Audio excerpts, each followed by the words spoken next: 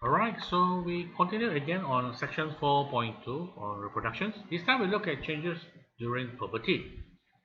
Puberty happens for boys at about 14 to 17 years old, and for girls is at the age of 10 to 12 years old. When puberty happens, there will be changes to the person physically. So according to the textbook, puberty is the early stage of maturity of the reproductive system. There's the definition.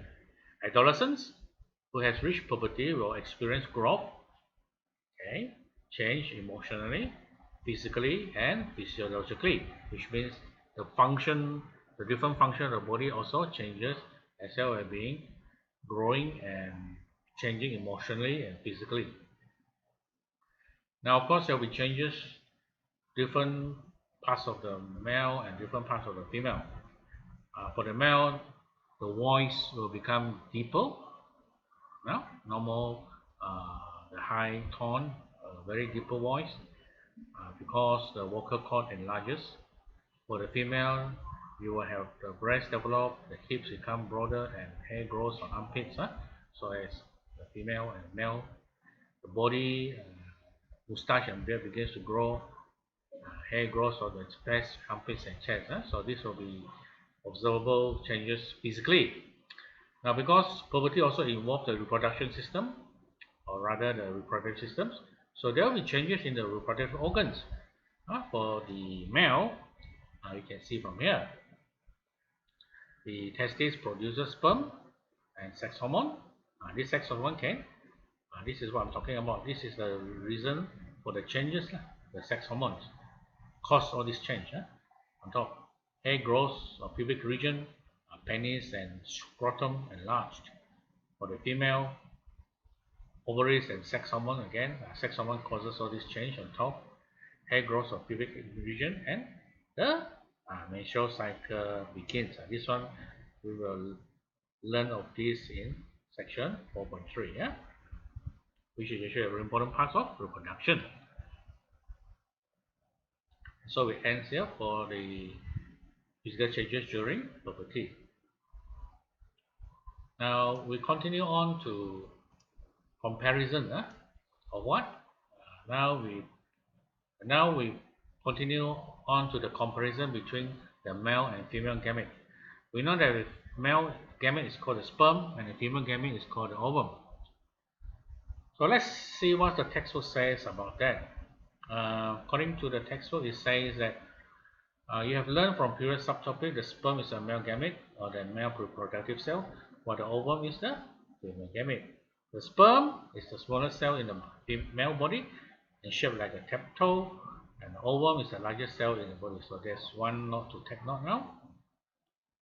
Okay, let's look at the sperm first. Teacher has summarized the information about the sperm. You can take note of this here. Now the sperm has a head. Let's look at the structure. It has a head, and it has some called middle pieces, or we can call it the neck. And of course, very important is the tail. So this looks like a representation of the sperm.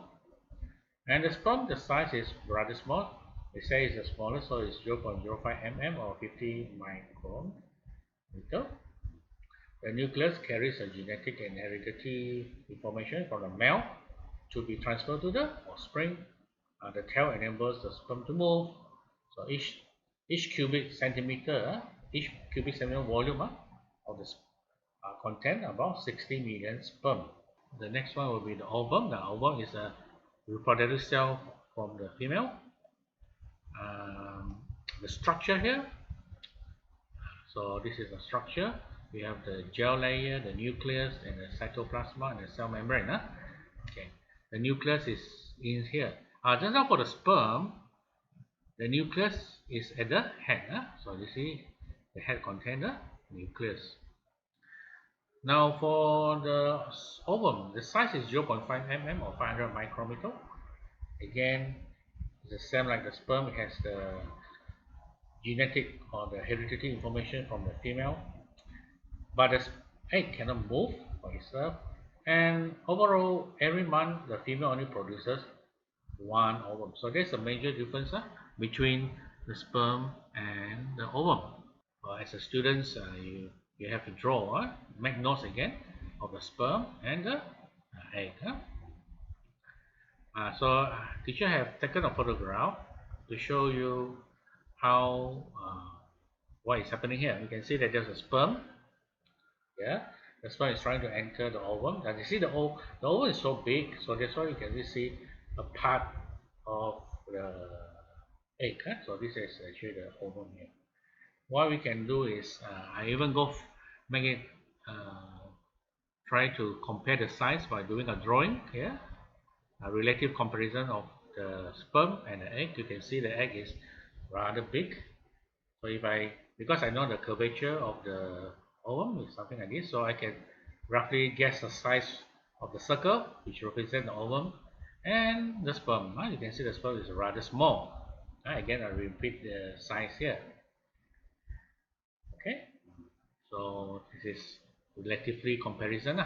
Big ovum and a small sperm. Okay, and here you have this comparison between the sperm and ovum. So I would want you to also copy this. It's on page 103 of a textbook. The other thing is here, I would like to add here is ovum can lifespan means how long it can live is about 24 to 48 hours. 24 to 48 hours. But for the sperm, the lifespan is about 72 hours. So this is about 3 days.